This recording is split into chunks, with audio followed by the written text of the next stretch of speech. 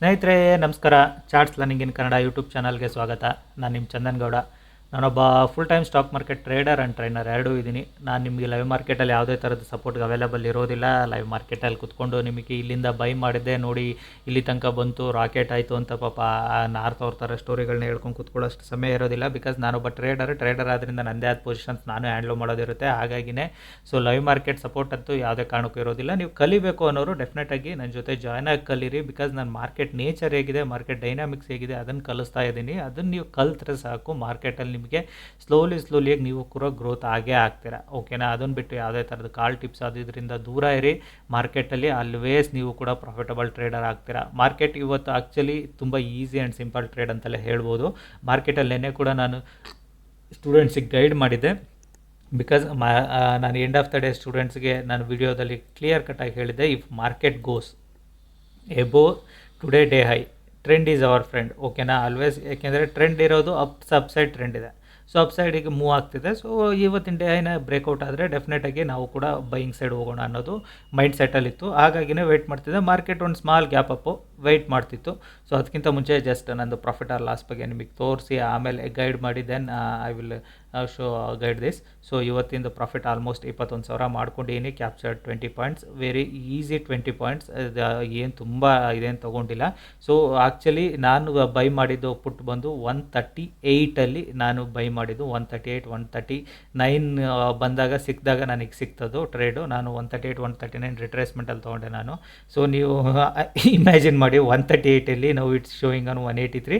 Almost 200 ಕೂಡ touch ಆಗಿ ಬಂದಿದೆ, ಇಲ್ಲ ಅಂತ ನಾನು ಹೇಳೋದಿಲ್ಲ. ಬಟ್ ನಮಗೆ ಅತಿ ಆಸೆ ಇಲ್ಲ. ನನಗೆ ದಿನಕ್ಕೆ ಲೈಕ್ 10ರಿಂದ 15 ಪಾಯಿಂಟ್ ಕ್ಯಾಪ್ಚರ್ ಮಾಡಿದರೆ I am very much happy. Because ನಾವು ಐ ಕ್ಯಾಪ್ಚರ್ 21 ಪಾಯಿಂಟ್ಸ್ ಹ್ಯಾಪಿ. ಅದಕ್ಕಿಂತ ಇನ್ನೇನು ಬೇಕು ಹೇಳಿ? Market given me easy 21 points ಅಂದರೆ ಅದಕ್ಕಿಂತ ಇನ್ನೇನು ಬೇಕು? ಮಾರ್ಕೆಟ್ ಹೆಂಗೆ ಸೇಮ್ ಬ್ಯಾಂಕ್ ನಿಫ್ಟಿ ಥರ ಟ್ರೇಡ್ ಆಗ್ತಿದೆ ನಿಫ್ಟಿ ಇವಾಗ. ಬಿಕಾಸ್ ನಿಫ್ಟಿಯಲ್ಲಿ ವಾಲ್ಯೂಮ್ ಕೂಡ ತುಂಬ ಇನ್ಕ್ರೀಸ್ ಆಗಿದೆ. ಯಾಕೆಂದ್ರೆ ವೀಕ್ಲಿ ಎಕ್ಸ್ಪೈರಿ ಇದು ಒಂದೇ ಇರೋದು ಇವಾಗ. ಸೊ ಹಾಗಾಗಿ ವಾಲ್ಯೂಮ್ ತುಂಬ ಜಾಸ್ತಿ ಇದೆ.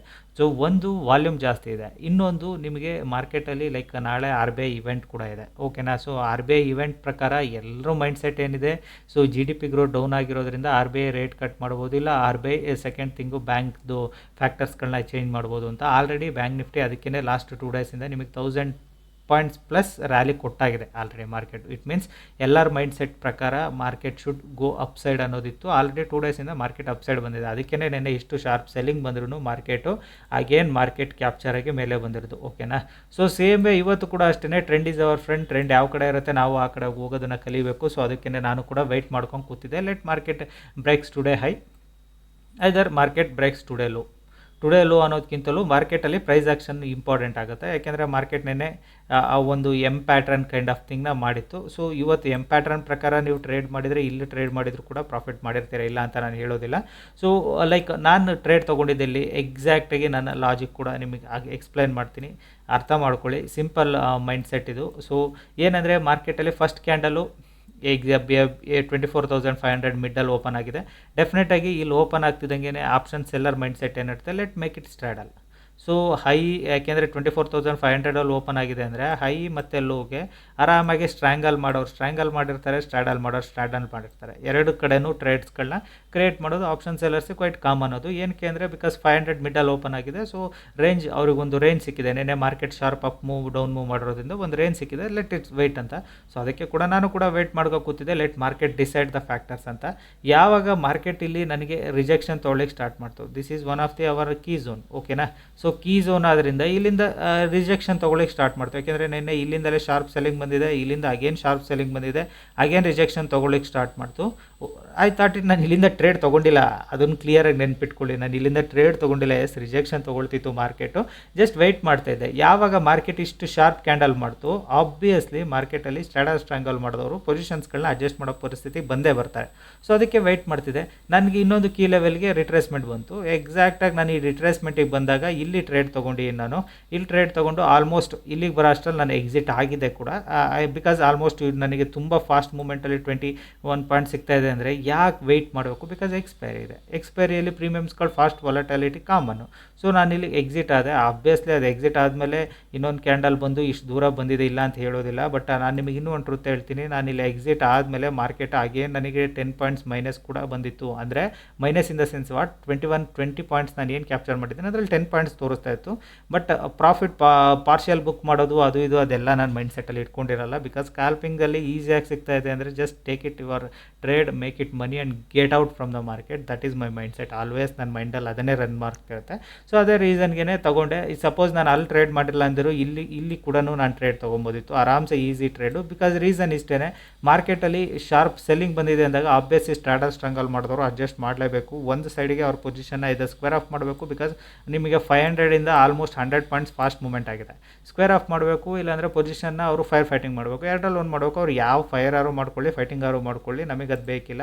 ನಮಗೆ ಈಸಿ ಟ್ರೇಡ್ ಸಿಗ್ತಾ ಇದೆ, ಜಸ್ಟ್ ಟೇಕ್ ಇಟ್ ಅಂತ. ಇಲ್ಲೂ ಒಂದು ಟ್ರೇಡ್ ಮಾಡ್ಬೋದಿತ್ತು. ಇವಾಗ ಇಲ್ಲಿ ತೊಗೊಂಡಿದ್ರು ಒಂದು ಟ್ರೇಡ್ ಆಗಿರೋದು. ಬಿಕಾಸ್ ಸಿಂಪಲ್ ಪ್ರೈಸ್ ಆ್ಯಕ್ಷನ್ ಇದು. ನಿಮಗೆ ಮಾರ್ಕೆಟಲ್ಲಿ ಈಗ ಅಪ್ ಸೈಡ್ ಹೋಗಿದೆ, sharp fall. This is the first pull back level. First pull ಬ್ಯಾಕಲ್ಲಿ ಆಲ್ವೇಸ್ ಫಸ್ಟ್ ಸೆಲ್ಲರ್ಸ್ ಆ್ಯಕ್ಟಿವೇಟ್ ಆಗ್ತಾರೆ ಹೊರತು ಬಯರ್ಸ್ ಆ್ಯಕ್ಟಿವೇಟ್ ಆಗೋದಿಲ್ಲ. ಮಾರ್ಕೆಟಲ್ಲಿ ಹೋಲ್ಡ್ ಮಾಡಲಿಕ್ಕೂ ರೀಸನ್ ಕೂಡ ಇದೆ. ಬಿಕಾಸ್ ಇವೆಂಟ್ ಇರೋದು ನಾಳೆ. ಆಲ್ರೆಡಿ ಮಾರ್ಕೆಟಲ್ಲಿ ಇವೆಂಟ್ ಫ್ಯಾಕ್ಟರ್ಸ್ ಆಗಿದೆ. ಸೊ ಮಾರ್ಕೆಟ್ ಇಲ್ಲಿ ಸ್ಲೈಡಿಂಗ್ ಬಂದಿದೆ. ಇಲ್ಲಿಂದ ಇನ್ನೂ ಕೆಳಗಡೆ ಶಾರ್ಪ್ ಫಾಲ್ ಮಾಡಿದ್ರೂ ಮಾಡ್ಬೋದಿಲ್ಲ ಅಂತ ಹೇಳೋದಿಲ್ಲ. ಬಟ್ ಅಗೇನ್ ಸೆಲ್ಲರ್ಸ್ ಬರ್ತಾರೆ. ಸೆಲ್ಲರ್ಸ್ಗಳಿಲ್ಲಿ ಮಾರ್ಕೆಟ್ನ ಬಯರ್ಸ್ಗಳು ಹೋಲ್ಡ್ ಮಾಡ್ಲಿಕ್ಕೆ ಟ್ರೈ ಮಾಡ್ತಾರೆ. ಏನಕ್ಕೆ ಬಯರ್ಸ್ ಹೋಲ್ಡ್ ಮಾಡ್ಲಿಕ್ಕೆ ಟ್ರೈ ಮಾಡ್ತಾರೆ? ನೆನ್ನೆಯಿಂದ ಮಾರ್ಕೆಟಲ್ಲಿ ನೆನ್ನೆ ಒಂದು ಶಾರ್ಪ್ ಅಪ್ ಮೂವ್ ಆಗಿದೆ ಅಲ್ವಾ. So this is the key zone. ಆ್ಯಕ್ಚುಲಾಗಿ ಕೀ ಝೋನ್ ಇರೋದು ಯಾವುದು? ಇದು ಕೀ ಝೋನ್ ಮಾರ್ಕೆಟಲ್ಲಿ. ಸೊ ಕೀ ಝೋನ್ನು ಈ ಲೆವೆಲ್ನ ಬ್ರೇಕ್ ಡೌನ್ ಆಗೋವರೆಗೂ ಮಾರ್ಕೆಟಲ್ಲಿ ಸ್ಟಿಲ್ ಸೈಡ್ ವೇಸ್ ನಿಲ್ಸೋಕ್ಕೆ ಟ್ರೈ ಮಾಡ್ತಾರೆ. ಅವರು ಪೊಸಿಷನ್ನ ಗೇನ್ ಮಾಡ್ಲಿಕ್ಕೆ ಟ್ರೈ ಮಾಡ್ತಾರೆ. ಇವಾಗ ಇಷ್ಟು ಶಾರ್ಪ್ ಫಾಲ್ ಆಗಿದೆ ಅಂದಾಗ ಇಮಿಡಿಯೇಟಾಗಿ ನಿಮಗೆ ಪುಟ್ಸ್ ಸೈಡ್ ಪ್ರೀಮಿಯಮ್ ಸ್ಪೈಕ್ ಆಗಿದ್ದಾವೆ. ಓಕೆನಾ?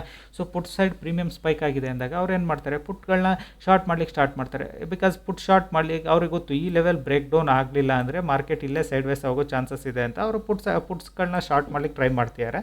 ಸೇಮ್ ವೇ ಪುಟ್ ಶಾರ್ಟ್ ಮಾಡ್ಲಿಕ್ಕೆ ಟ್ರೈ ಮಾಡ್ತಿರೋ ರೀಸನ್ಗೆ ಮಾರ್ಕೆಟಲ್ಲಿ ಈಸಿಯಾಗಿ ಮಾರ್ಕೆಟ್ ಇಲ್ಲೇ ನಿಲ್ತಾ ಇರೋದು ಮಾರ್ಕೆಟು. ಸೊ ಅವ್ರು ಅದು ಎಲ್ಲರೂ ನಿಲ್ಲಿಸ್ಕೊಳ್ಳಿ, ದಟ್ ಈಸ್ ಮ್ಯಾಟ್ರ್ ಆಗೋದಿಲ್ಲ ನಮಗೆ. ಅವರು ಮಾರ್ಕೆಟ್ನ ಪುಟ್ ಸೈಡ್ ಆರು ನಿಲ್ಲಿಸ್ಕೊಳ್ಳಿ, ಕಾಲ್ ಸೈಡ್ ಆರು ನಿಲ್ಲಿಸ್ಕೊಳ್ಳಿ, ನಮಗೇನು price action important. So price action ಪ್ರಕಾರ ಟ್ರೇಡ್ ಮಾಡಿದ್ವಿ, ಟ್ರೇಡ್ ಮುಗೀತು, with done for the day. ಓಕೆನಾ? ಆ್ಯಂಡ್ ಸ್ಕ್ರೀನ್ಶಾಟ್ಸ್ಗಳು ಮೆಸೇಜಸ್ಗಳಿಗೆ ನಾನು ನಿಮಗೆ ರಿಪ್ಲೈ ಮಾಡ್ತೀನಿ, ಡೋಂಟ್ ವರಿ. ಬಿಕಾಸ್ ಲೈಕ್ ನಾನು ನಿನ್ನೆ ನಿಮಗೆ ಗೈಡ್ ಮಾಡಿದ ಪ್ರಕಾರನೂ ಇನ್ನೂ ಬ್ರೇಕ್ಔಟ್ ಕೂಡ ಆಗಲಿಲ್ಲ ಮಾರ್ಕೆಟಲ್ಲಿ ಕಾಲ್ ಸೈಡ್ ಹೋಗಲಿಕ್ಕೆ. ಪುಟ್ ಸೈಡ್ ಹೋಗ್ಲಿಕ್ಕೆ ಕೂಡ ನಾನು ನಿಮಗೆ ಗೈಡ್ ಮಾಡಿದೆ. ಅಂಟಿಲ್ ಅನ್ಲೆಸ್ ಈ ಲೆವೆಲ್ನ ಬ್ರೇಕ್ ಡೌನ್ ಆಗದಲ್ಲೇ ಪುಟ್ ಸೈಡ್ ಹೋಗಬೇಡಿ ಅಂತ ಕೂಡ ಹೇಳಿದ್ದೆ. ಅದು ಯಾವ ಸಿನಾರಿಯೋದಲ್ಲಿ? ಗ್ಯಾಪ್ ಡೌನ್ ಆದರೆ ಅಂತ. ಮಾರ್ಕೆಟ್ ಗ್ಯಾಪ್ ಅಪ್ ಆಗಿದೆ. ಗ್ಯಾಪ್ ಅಪ್ ಆಗಿ ಮಾರ್ಕೆಟ್ ಆಲ್ರೆಡಿ ಬಿಲೋ 500 ಟ್ರೇಡ್ ಮಾಡ್ತಿದೆ. ಬಿಲೋ 500 ಟ್ರೇಡ್ ಮಾಡ್ತಿದೆ ಅಂದಾಗ ನಾವು ಇಲ್ಲಿ ಟ್ರೇಡ್ ಮಾಡ್ಬೋದು, ಈಸಿಯಾಗಿ ಟ್ರೇಡ್ ಮಾಡ್ಬೋದು. ಬಿಕಾಸ್ ನಾನು ನಿಮಗೆ ಅದನ್ನೇ ಹೇಳ್ತಾ ಇರೋದು. ನಾನು ನಿಮಗೆ ಏನು ಕ್ಲಾಸಲ್ಲಿ ಗೈಡ್ ಮಾಡ್ತೀನಿ ಸೇಮ್ ಅದನ್ನೇ ಫ್ಯಾಕ್ಟರ್ ಪ್ರಕಾರನೇ ಹೇಳ್ತಿರೋದು. ಮಾರ್ಕೆಟಲ್ಲಿ slowly upside sharp up move ಬರೋ ಚಾನ್ಸಸ್ ಕೂಡ ಇದೆ. ಓಕೆನಾ? ಬಿಕಾಸ್ ನಾಳೆ ಇವೆಂಟ್ ಇರೋದ್ರಿಂದ ಮಾರ್ಕೆಟ್ ಪಾಸಿಟಿವ್ ಮೈಂಡ್ಸೆಟ್ ತುಂಬಾ ಇದೆ ಮಾರ್ಕೆಟಲ್ಲಿ. GDP ಗ್ರೋತ್ ಸ್ಲೋ ಆಗಿರೋದ್ರಿಂದ ಬ್ಯಾಂಕ್ ವಿಲ್ ಕಟ್ಸ್ತಾ, ಲೈಕ್ ಏನೋ ಒಂದು XYZ ಥಿಂಗ್ಸ್ ಅವರು ಏನಾರು ಇಟ್ಕೊಂಡಿರಲಿ. ಸೊ ಮಾರ್ಕೆಟ್ ಆಲ್ರೆಡಿ ಅದನ್ನು ಫ್ಯಾಕ್ಟರ್ ಕೂಡ ಮಾಡ್ಕೊಂಡು ಆಗೋಗಿದೆ. ಸೊ ಅದ್ರ ಪ್ರಕಾರ ನಮಗೆ ಇವತ್ತಿಂದೇನು, ನಾನು ನಮ್ಮ ಮೈಂಡ್ಸೆಟ್ಟಲ್ಲಿ ಆ್ಯಸ್ ಎ ಇಂಟ್ರಾಡೇ ಟ್ರೇಡರ್ ನೆನ್ಪಿಟ್ಕೊಳ್ಳಿ, you are not a option buyer, you are not a option seller. Intraday trader ಅಂದಾಗ ಸುಮ್ಮನೆ ವೆಯ್ಟ್ ಮಾಡ್ತಾ ಇರಬೇಕು. ರೈಟ್ ಆಪರ್ಚುನಿಟಿ ಸಿಕ್ಕಿದಾಗ ಟ್ರೇಡ್ ಮಾಡಬೇಕು, ಅಷ್ಟೇ ನನ್ನ ಮೈಂಡ್ಸೆಟ್ಟು. ರೈಟ್ ಆಪರ್ಚುನಿಟಿಗೋಸ್ಕರ ನಾನು ಇಲ್ಲಿಂದ ಶಾರ್ಪ್ ಡೌನ್ ಫಾಲ್ ಬಂತು ಅಂತ ನಾನು ಇಲ್ಲಿಂದ ಟ್ರೇಡ್ ತೊಗೊಂಡಿನೇನು. I just waited for my key zone. Key ಲೆವೆಲಿಗೆ ವೇಟ್ ಮಾಡಿದೆ ಟ್ರೇಡಿಂಗಿಗೆ. ಸೊ ಅಲ್ಲಿಂದ ಕೀ ಲೆವೆಲಿಂದ ತೊಗೊಂಡಿದ್ದೀನಿ ನಾನು. ಅದನ್ನೇ ಫೋಲ್ಡ್ ಮಾಡಿದರೆ ಡೆಫಿನೆಟಾಗಿ I could have made it very good profit, ಇಲ್ಲ ಅಂತ ಹೇಳೋದಿಲ್ಲ. ಬಿಕಾಸ್ 140 180 ಅಂದರೆ 40 ಪಾಯಿಂಟ್ಸು, 40,000 45,000 ಮಾಡ್ಕೊಂಡು ಹೋಗ್ಬೋದಿತ್ತು. But I am happy. Because ನನ್ನ ಮೈಂಡ್ಸೆಟ್ ಇರೋದೇನು, ಈ 15 ಪಾಯಿಂಟ್ಸ್ಗಳು ಈಸಿಯಾಗಿ ಸಿಗ್ತಾ ಇದೆ ಮಾರ್ಕೆಟಲ್ಲಿ. ಅದರಲ್ಲೂ ನಿಫ್ಟಿಯಲ್ಲಿ ವಾಲ್ಯೂಮ್ ಯಾವ ಮಟ್ಟಕ್ಕೆ ಇನ್ಕ್ರೀಸ್ ಆಗಿದೆ ಅಂದರೆ, ಲೈಕ್ ಬ್ಯಾಂಕ್ ನಿಫ್ಟಿ ಇವಾಗ ನಿಫ್ಟಿ ಯಾವುದೂ ಇಲ್ಲ ಅಂದಾಗ ಲಿಕ್ವಿಡಿಟೀಸ್ ತುಂಬಾ ಇನ್ಕ್ರೀಸ್ ಆಗಿದೆ. ನಾನು ನಿಫ್ಟಿಯಲ್ಲಿ ಯಾವಾಗಲೂ ಈ ಥರ ಮೂಮೆಂಟ್ಸ್ಗಳನ್ನ ವೆರಿ ರೇರ್ ನೋಡ್ತಾ ಇದ್ದಿದ್ದು. ನಿಫ್ಟಿಯಲ್ಲಿ ಈ ಥರ ಫಾಸ್ಟು ಮೂಮೆಂಟ್ಸ್ಗಳನ್ನ ಬ್ಯಾಂಕ್ ನಿಫ್ಟಿ ಕ್ವೈಟ್ ಕಾಮನ್ ಆಗ್ತಿತ್ತು. ನಾವು ನಿಫ್ಟಿಯಲ್ಲಿ ಅದನ್ನು ನೋಡ್ತಾ ಇದ್ದೀವಿ. ಹ್ಯಾಪಿ. ಇವಾಗ ನಿಫ್ಟಿಯಲ್ಲಿ ಟ್ರೇಡ್ ಮಾಡೋಕ್ಕೆ ಕೂಡ ಯೂಸಿ. ಅದಕ್ಕೇ ಕ್ವಾಂಟಿಟಿ ಕೂಡ ನಾನು ರೆಡ್ಯೂಸ್ ಮಾಡ್ಕೊಂಡಿರೋದು. ಏನು ನಾನು ಡಬಲ್ ಕ್ವಾಂಟಿಟಿಯಲ್ಲಿ ಮಾಡ್ತಿದ್ದು ದುಡ್ಡನ್ನ ಸಿಂಗಲ್ ಕ್ವಾಂಟಿಟಿಯಲ್ಲಿ ದುಡ್ಡು ಮಾಡ್ತೀನಿ ಅಂದಾಗ ಅದಕ್ಕಿಂತ ಹ್ಯಾಪಿ ಅಲ್ವಾ? ಸೊ ಅದಕ್ಕೋಸ್ಕರನೇ. So make it easy your self. ನಿಮ್ಮನ್ನು ನೀವು ಈಸಿಯಾಗಿ ಥಿಂಕ್ ಮಾಡ್ಕೊಳ್ಳಿ, ಈಸಿ ಆಗ್ತಾ ಹೋಗುತ್ತೆ. ಐ ಗೆಸ್ ನಿಫ್ಟಿ ಇಷ್ಟು ಬಿದ್ದಿದೆ ಅಂದರೆ ಬ್ಯಾಂಕ್ ನಿಫ್ಟಿ ಕೂಡ ಸ್ವಲ್ಪ ಬಿದ್ದಿರುತ್ತೆ ಡೆಫಿನೆಟಾಗಿ. ಬ್ಯಾಂಕ್ ನಿಫ್ಟಿಯಲ್ಲಿ ಏನಾಗಿದೆ ನೋಡೋಣ. ಆಬ್ವಿಯಸ್ಲಿ ಬ್ಯಾಂಕ್ ನಿಫ್ಟಿ ಕೂಡ ನಿಫ್ಟಿ ಅಷ್ಟು ಬಿದ್ದಿದೆ ಅಂದರೆ ಬ್ಯಾಂಕ್ ನಿಫ್ಟಿಯಲ್ಲಿ ನಿಫ್ಟಿ ಅಷ್ಟು ಫಾಸ್ಟಾಗಿ ಬಿದ್ದಿಲ್ಲ ಬ್ಯಾಂಕ್ ನಿಫ್ಟಿ. ಬಿಕಾಸ್ ಬ್ಯಾಂಕ್ ನಿಫ್ಟಿಯಲ್ಲಿ ಲಿಕ್ವಿಡಿಟೀಸ್ ರೆಡ್ಯೂಸ್ ಆಗಿದೆ ಅಂತ ನಾನು ನಿಮಗೆ ಹೇಳಿದ್ದೀನಿ. ಅದಕ್ಕೋಸ್ಕರನೇ ನೋಡಿ ಬ್ಯಾಂಕ್ ನಿಫ್ಟಿಯಲ್ಲಿ ಎಷ್ಟು ಸ್ಲೋ ಬೀಳ್ತಾ ಇದೆ. ಬೀಳುತ್ತೆ ಸ್ಪೈಕ್ ಆಗುತ್ತೆ ಕ್ಯಾಂಡಲು, ಬೀಳುತ್ತೆ ಸ್ಪೈಕ್ ಆಗುತ್ತೆ ಕ್ಯಾಂಡಲ್. ಬಿಕಾಸ್ ಸ್ಟಾಕ್ಸ್ ಮೇಲೆ ರನ್ ಆಗ್ತಿದೆ. ಇದು ಪ್ಯೂರ್ ಸ್ಟಾಕ್ಸ್ ಮೇಲೆ ರನ್ ಆಗ್ತಿದೆಯೋ ಹೊರತು ಆಪ್ಷನ್ ಬೈಯರ್ ಸೆಲ್ಲರ್ಸ್ ಮೇಲೆ ರನ್ ಆಗ್ತಿಲ್ಲ ಇವಾಗಿದು ಬ್ಯಾಂಕ್ ನಿಫ್ಟಿ. ಕ್ಲಿಯರಾಗಿ ಗೊತ್ತಾಗ್ತಿದೆ ಅದು. ಏಕೆಂದರೆ ನೋಡಿ ಪ್ರತಿಯೊಂದು ಕ್ಯಾಂಡಲು ಸ್ಪೈಕ್ ಮಾಡ್ತಿದ್ದಾವೆ. ಪ್ರತಿಯೊಂದು ಕ್ಯಾಂಡಲ್ ಸ್ಪೈಕ್ ಮಾಡಿ ಕೆಳಗಡೆ ಬರ್ತಿದ್ದಾವೆ. ಇಟ್ ಮೀನ್ಸ್ ನಿಫ್ಟಿ ಡ್ರ್ಯಾಗ್ ಮಾಡಿದರೆ ಮಾತ್ರ ಬ್ಯಾಂಕ್ ನಿಫ್ಟಿ ಬೀಳೋ ಥರ ಸ್ಪೈಕ್ ಮಾಡ್ತಾ ಇದೆ. ನೆನ್ನೆನೂ ಅಷ್ಟೇ ಪ್ರತಿಯೊಂದು ಕ್ಯಾಂಡಲ್ಗಳು ಸ್ಪೈಕ್ ಮಾಡಿ ಮೇಲೆ ಹೋಗ್ತಿದ್ದಾವೆ. ಇಟ್ ಮೀನ್ಸ್ ಸ್ಟಾಕಲ್ಲಿ ಕ್ಯಾಂಡಲ್ಸ್ಗಳು ಮೂವ್ ಆದರೆ ಮಾತ್ರ ಇದರಲ್ಲಿ ಮೂವ್ ಆಗ್ತಿದೆ. ಅದರ್ವೈಸ್ ಇದರಲ್ಲಿ ಏನೂ ಮೂವ್ ಆಗ್ತಿಲ್ಲ. ಯಾಕೆಂದರೆ ಲಿಕ್ವಿಡಿಟಿ ರಿಡ್ಯೂಸ್ ಆಗಿರೋದು ಕ್ಲಿಯರಾಗಿ ಗೊತ್ತಾಗ್ತಿದೆ. ಬ್ಯಾಂಕ್ ನಿಫ್ಟಿಯಲ್ಲಿ ಎಷ್ಟು ನೀಟಾಗಿ ಕಾಣಿಸ್ತಿದೆ ನೋಡಿ, how bank Nifty trading, how Nifty is trading. Bank ನಿಫ್ಟಿಯಲ್ಲಿ ವಾಲಟಿಲಿಟಿ ಯಾವ ಮಟ್ಟಗಾಗಿದೆ ನೋಡಿ. ಈ ಕ್ಯಾಂಡಲು ಇಷ್ಟು ದೊಡ್ಡದು ಅಪ್ ಡೌನ್ ಎರಡೂ ಆಗಿದೆ.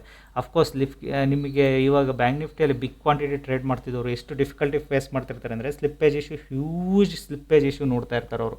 ನಿಫ್ಟಿಯಲ್ಲಿ ಇವಾಗ ಸ್ಲಿಪ್ಪೇಜ್ ಇಶ್ಯೂಸ್ ಅಷ್ಟು ಇರೋದಿಲ್ಲ. ಯಾಕೆಂದರೆ ಕ್ವಾಂಟಿಟಿನೂ ಅಷ್ಟೇ ರೈಸ್ ಆಗಿದೆ. ನಿಫ್ಟಿಯಲ್ಲಿ ಕೂಡ ಅನ್ಬಿಲೀವಬಲ್ ಕ್ವಾಂಟಿಟಿ ರೈಸ್ ಆಗಿದೆ ಇವಾಗ. ಅದು ಲಿಕ್ವಿಡಿಟಿ ಕೂಡ ಅಷ್ಟೇ ಇದೆ. ಹ್ಯಾಪಿ ನಿಫ್ಟಿಯಲ್ಲಿ ಆರಾಮ್ಸೆ ಈಸಿಯಾಗಿ ಟ್ರೇಡ್ ಮಾಡ್ಬೋದು. ಸೊ ನಾನು ನಿಫ್ಟಿನೇ ಕಲಿಸ್ತಿರೋದ್ರಿಂದ ಜಾಯ್ನ್ ಆಗಿ ಕಲೀರಿ. ನೆಕ್ಸ್ಟ್ ಫ್ರೈಡೇ ಬ್ಯಾಚಿಗೆ ಯಾರು ಜಾಯ್ನ್ ಆಗಿ ಕಲಿತೀನಿ ಅನ್ನೋರು ಆರಾಮ್ಸೆ ಜಾಯ್ನ್ ಆಗಿ ಕಲಿಬೋದು. ಆ್ಯಂಡ್ ನಾಳೆ ನಾನು ಅವೈಲೇಬಲ್ ಇರೋದಿಲ್ಲ. ಸೊ ಇವತ್ತು ನಾನು ಔಟ್ ಆಫ್ ಸ್ಟೇಷನ್ ಹೋಗ್ತಾಯಿದ್ದೀನಿ, ಮನೇಲಿ ಪೂಜೆ ಇದೆ. ಸೊ ನೆಕ್ಸ್ಟ್ ನೋಡೋಣ, ಮಂಡೇ ನಾನು ಅವೈಲೇಬಲ್. ಮೇ ಬಿ ಬೇಗ ಬಂದರೆ ಮಂಡೇ ನಾನು ಟ್ರೇಡ್ ಮಾಡಿದರೆ ಡೆಫಿನೆಟಾಗಿ ನಾನು ನಿಮಗೆ ಗೈಡ್ ಮಾಡ್ತೀನಿ. Okay, thank you all. Happy weekend.